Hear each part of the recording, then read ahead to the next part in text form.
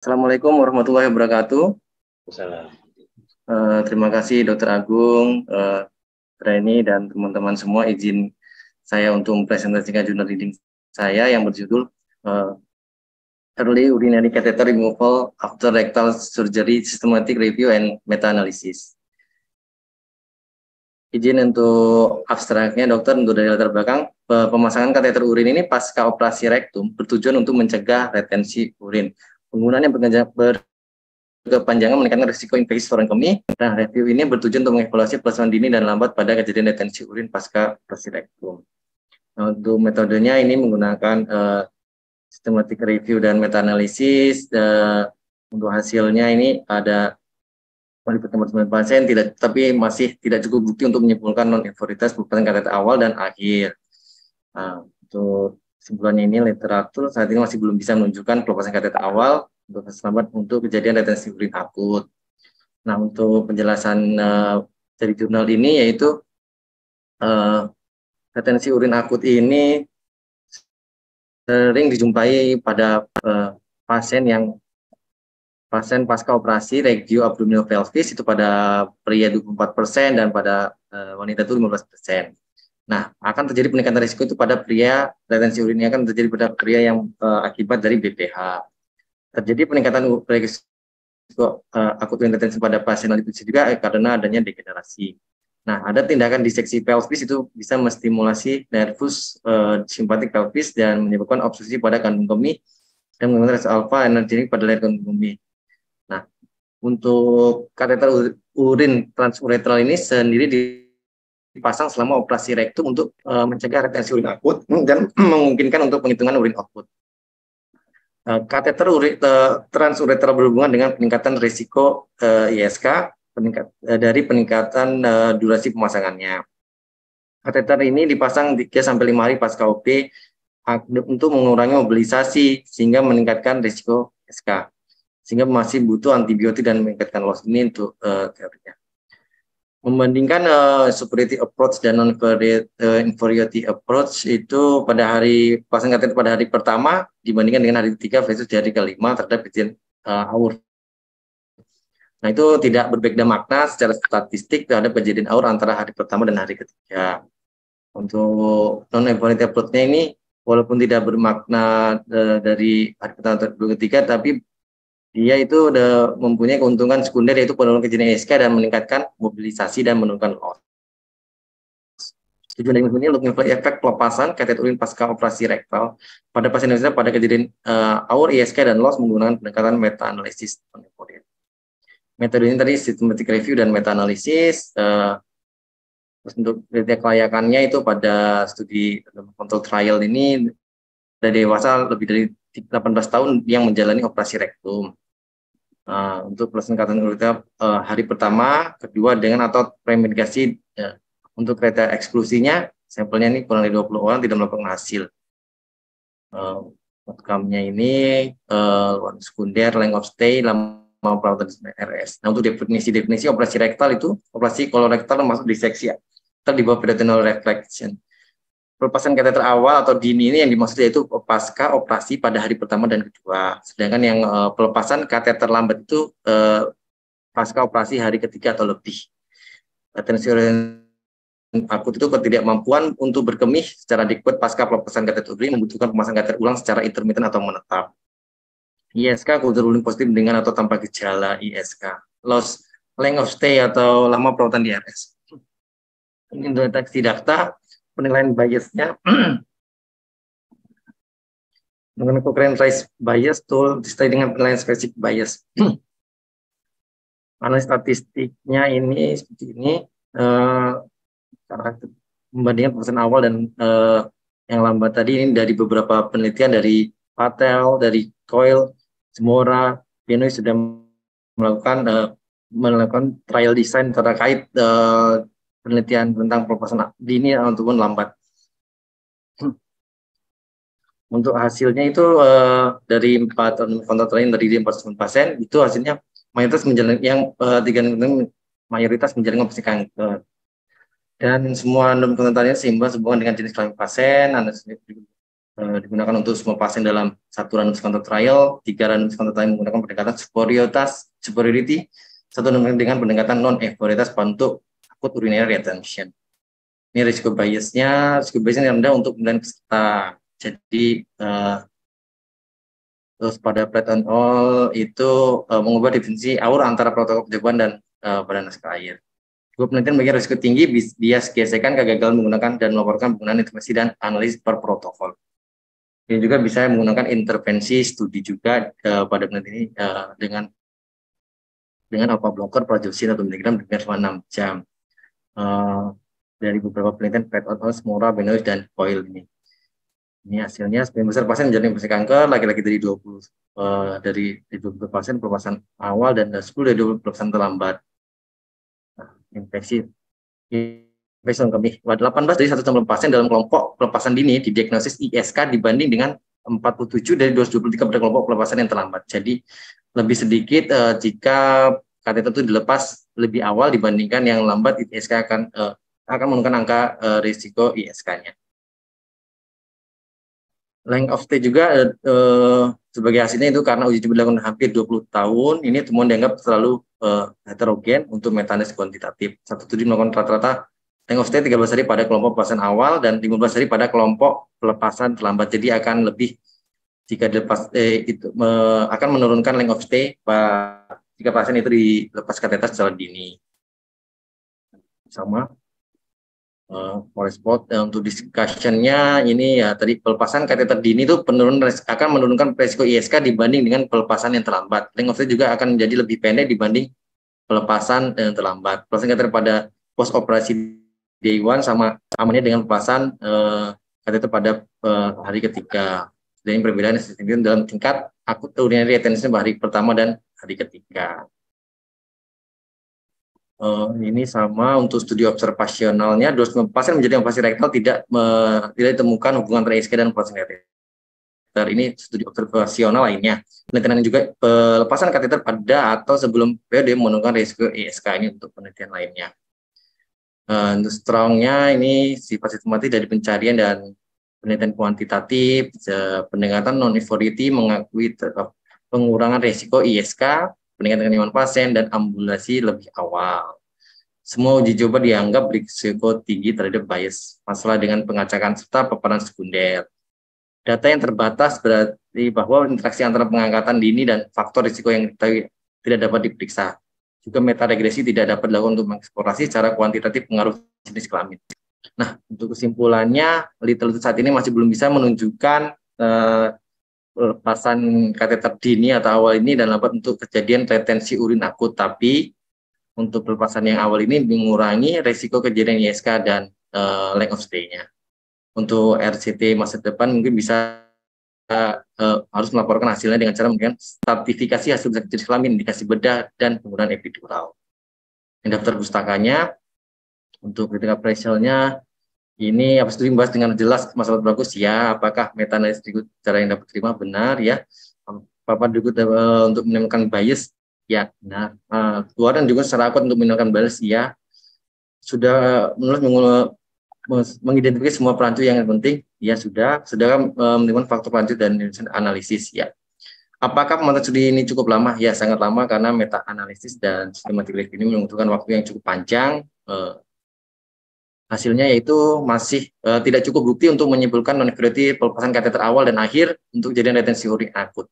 Ini untuk hasilnya. Ini seberapa sih hasilnya? Yaitu ini mencantumkan nilai 95% untuk nilai COVID-19. Apa hasil bukti lain sebenarnya? Ya, ini dalam praktek penjagaan ISK dan LOS. Oke. Terima kasih dokter. Ini hasil dari jurnal leading yang saya ajukan dokter, yang saya presentasikan. Mohon asupannya dokter. Oh ya, oke. Terima kasih dokter Andika Brilian ya. Bagus sekali, sama dengan dokter Mahmud tadi presentasinya itu sudah. Oke, silakan langsung aja kalau ada yang mau bertanya atau diskusi tentang ini. Kami persilahkan. Ayo. Tadi dokter Awan Suci sudah, yang lainnya, yang trainee ada atau yang teman yang lain? silakan. Ini udah yang presentasi udah profesor loh ini, lihat dari fotonya itu ya. Ya, silakan. Dari bedah digestif, dari bedah umum.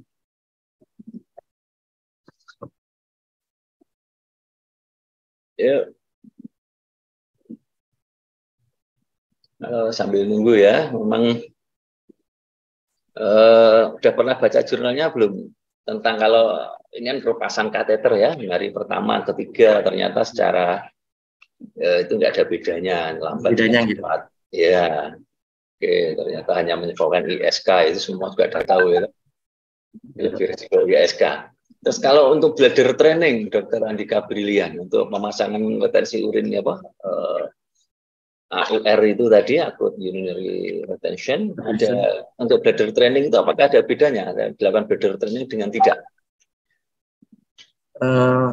Untuk penelitian terkait bladder training dengan peningkatan retensi urin akut saya belum baca dokter, tapi dari yang pernah saya baca itu bladder training itu akan membantu untuk mengurangi terjadinya retensi urin akut dokter, karena melatih otot-otot pada sistem urinari agar untuk membiasakan sebelum kateter itu dilepas dokter. Mungkin mohon koreksinya dokter. Iya betul juga. Kita semua tahu itu ya. Terus kalau di Sarjito atau di tempat Anda itu Dokter Andika masih pakai bladder training enggak? Izin selama saya di sini ini masih ada beberapa kali masih bladder training dokter. Ada yang 1 kali, setelah kali bladder training sudah cukup dilepas, ada yang 2 kali dokter. Apa indikasi 1 kali, 2 kali, atau ada yang tidak pakai bladder training enggak? Kalau ada apa indikasinya? Saya tanya tenan nih, orang ngetes ini saya tanya. Ya, dokter, izin dokter mohon izin belum tahu kalau terkait indikasinya dokter, baik itu tidak pakai ataupun yang 1 kali atau 2 kali dokter. Izin yang memberikan perintah tidak pakai 1 kali atau 2 kali siapa? DPJP kan? Iya dokter. Terus nggak pernah tanya kenapa 1 kali atau 2 kali itu? Iya, belum tanya dokter. Rawan tekon isolasi tanya yo, biar tahu. Terus pernah nggak di situ tanpa bladder training gitu langsung lepas DC?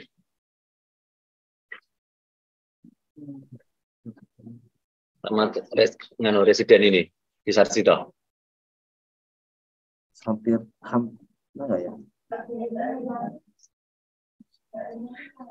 Hampir selalu bladder training dokter.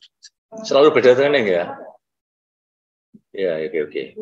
Ya, misalnya selama saya dulu koas ataupun residen, saya ingat saya hampir nggak pernah bladder training. Nggak tahu nih mulai kapan ada bladder training gitu. Gitu, dan kemudian kita pernah meneliti jurnal bersama koas di sini, kita buka jurnal semacam systematic review itu, ternyata tidak ada perbedaan yang bermakna pada pasien-pasien yang antara memakai bladder training dengan tanpa bladder training. Sehingga terus mulai sekarang saya hampir nggak pernah bladder training kecuali pasien tua atau kita sudah late lebih dari 3 hari, itu baru kita bladder training. Apalagi kalau cuma baru sehari, kemarin pasang, terus sekarang kita mau lepas gitu tanpa bladder training, apalagi pasien-pasien muda.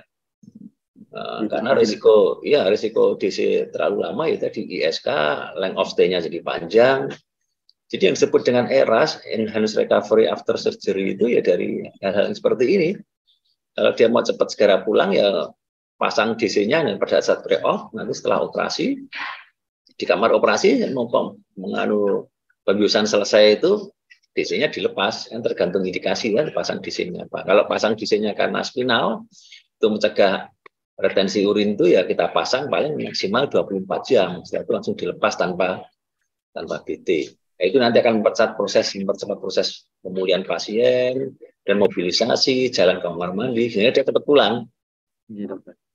Jadi itulah seperti dengan yang eras segala macam itu sebenarnya dari model-model yang seperti itu. Bahkan kalau di luar negeri, di Amerika itu 6 jam pasca operasi laparoskopi APP itu pasien sudah disuruh pulang sama dokternya di sana. Ini cepat tentu saja tanpa pasang DC.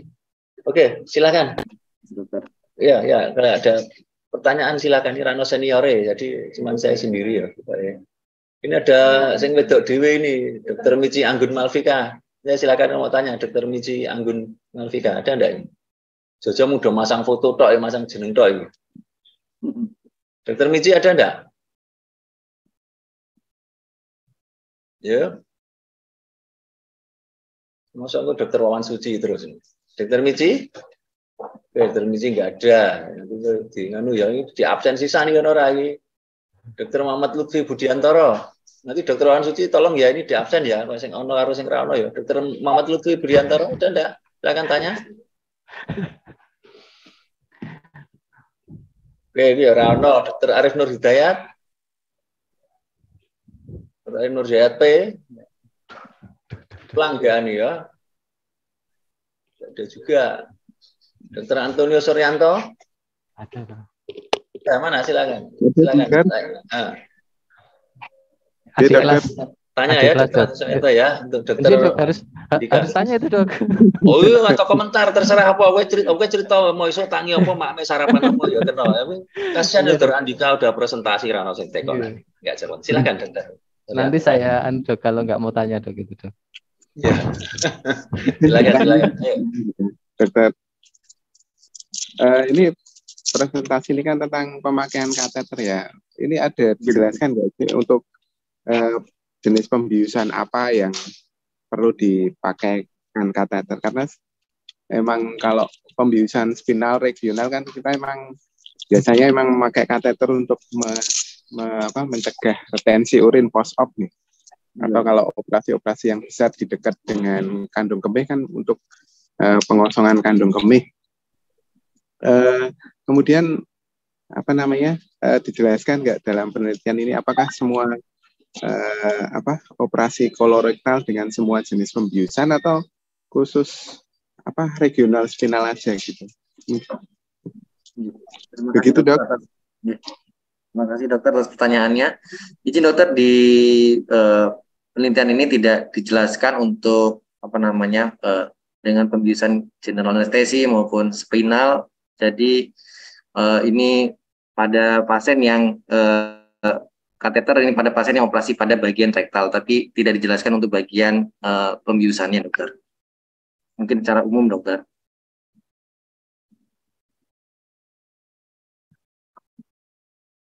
Mungkin begitu dokter. Mohon tambahan dan koreksi. Dokter Suryanto? Gimana dok?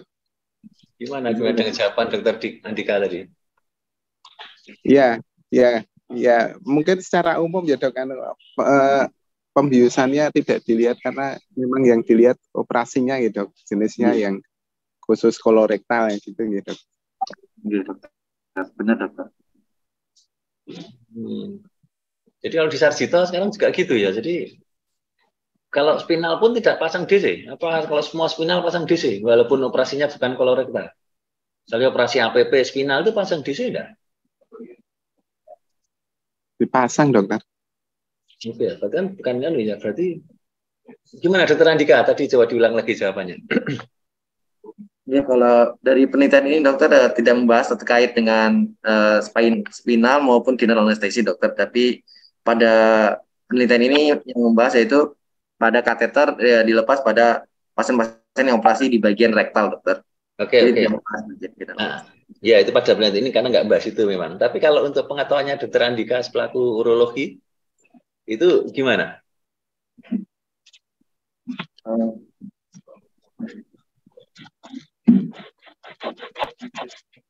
Sepertinya masih pakai dokter untuk general anestesi jelas pakai dokter untuk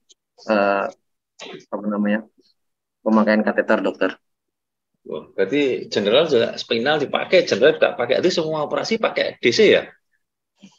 Izin tidak. Tidak atau yang pakai yang gimana? Yang harus pakai. Tadi pertanyaan Dokter Suryanto kan gitu, Antoni Suryanto.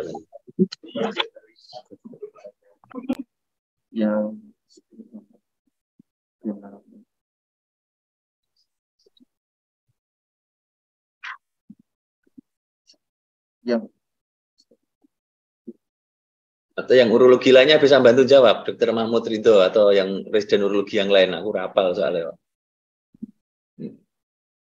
Siap dokter. Ya, gimana? Mungkin dok, saya kalau memang general anestesi dan regional anestesi masih menggunakan kateter untuk selain itu tidak dokter. Jadi yang spinal general anesthesia atau spinal anesthesia yang pakai kateter? Untuk general anestesi pakai dokter. Kalau spinal kemana? Pakai dokter. Nah ya berarti dua-duanya pakai. Terus sing ora nganggo sing endi? Itu semua kalau anestesi semua pakai. Ngono. DC. Tidak. Terus gimana?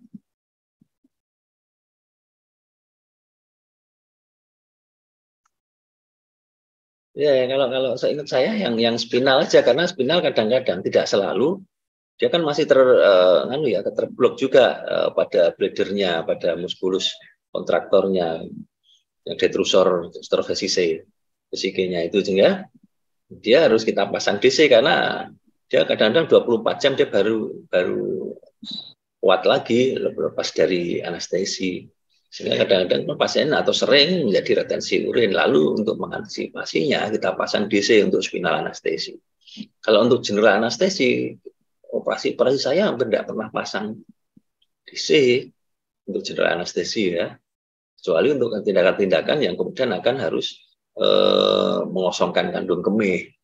Saya mau operasi laparoskopi APP itu pasang DC supaya kosong, supaya untuk mencegah tidak tercoblosnya vesika urinaria pada saat kita masang trokar, supaya nanti lebih mudah untuk mengekspos APP dan daerah sekitarnya begitu. Tapi setelah operasi langsung kita cabut DC-nya sehingga pasien merasa nyaman dan lebih cepat pulang. Ya kira-kira gitu. Ya baiklah, terima kasih ya Dokter Andika. Terima kasih Dokter Muhammad Ridho.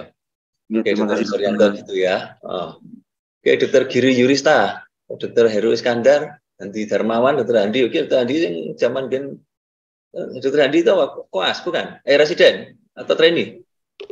Residen, Dok. BL1, Dok. Oh ya, jenenge. Oh, soalnya jenenge meh padha. Dokter Andi ada pertanyaan enggak?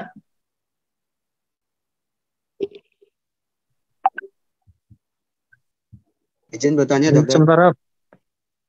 Oh gitu, oke. Dokter Giri Yurista, silakan Dokter Giri.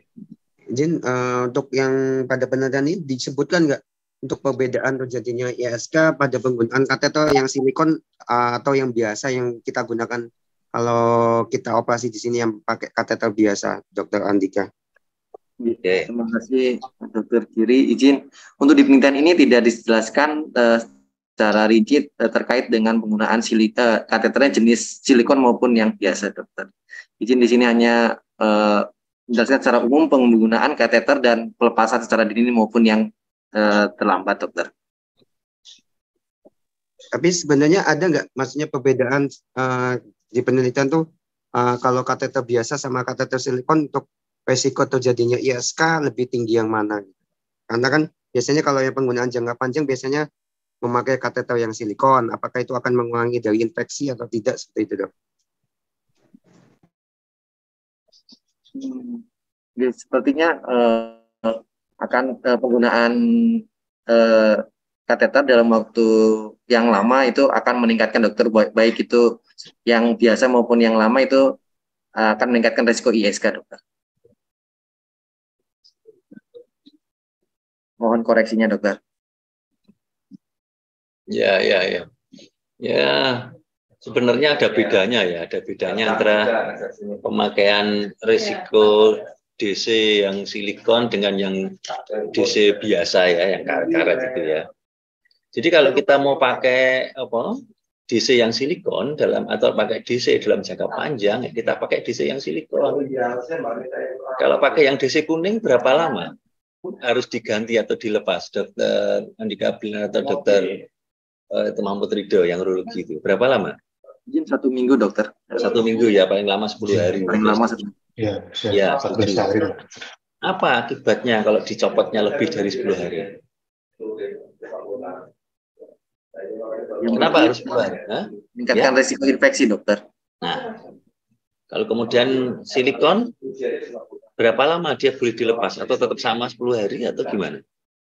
Izin lebih dari 2 minggu, Dokter, bisa digunakan untuk penggunaan kateter silikon, dan berarti mempunyai bahannya yang berbeda, jadi dia mempunyai ketahanan, jadi lebih dari seminggu pun masih kuat dan tidak menimbulkan risiko infeksi, Dokter. Karena masih ada dalam. Ya, 7. Lebih seminggu itu 2 minggu, 3 minggu, 4 minggu, Tadi temennya bilang 2 minggu. Kalau jenengan berapa minggu untuk melepas silikon atau ganti dengan silikon?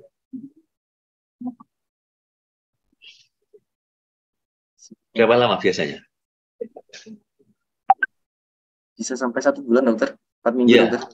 4 minggu ya, setuju ya. Saya juga kalau ganti silikon dengan sampai 4 bulan. Karena terus kemudian kalau udah 10 hari pada yang kateter biasa, dia akan terjadi adesi perlengketan di ISK. Karena pada peradangan ini dicopot nanti jadi susah. Dan dapat jadi ISK silikon itu. Jadi ada perbedaan tentu saja untuk terjadinya ISK pada silikon dan DC yang biasa, yang karet. 4 kali, berarti 3 sampai 4 kali lipatnya ya. Ketahanan pemakaian silikon karena dia bahannya beda sehingga tidak mengiritasi daerah sekitar dari uretra.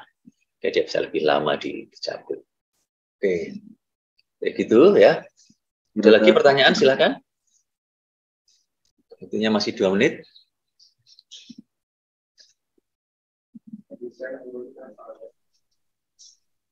Ya, Dr. Wan Suci nggak ada mau penutup? Iya, Dok.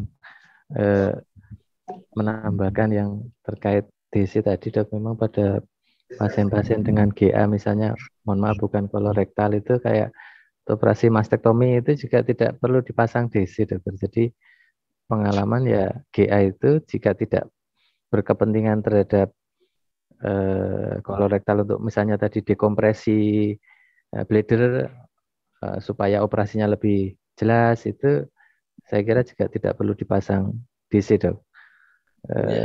Jadi berkaitan dengan indikasi untuk pemasangan DC mungkin pada kasus spinal dan operasi kolorektal yang memang diperlukan untuk monitor urin output ataupun untuk dekompresi dari buli dan sebagainya, Dok.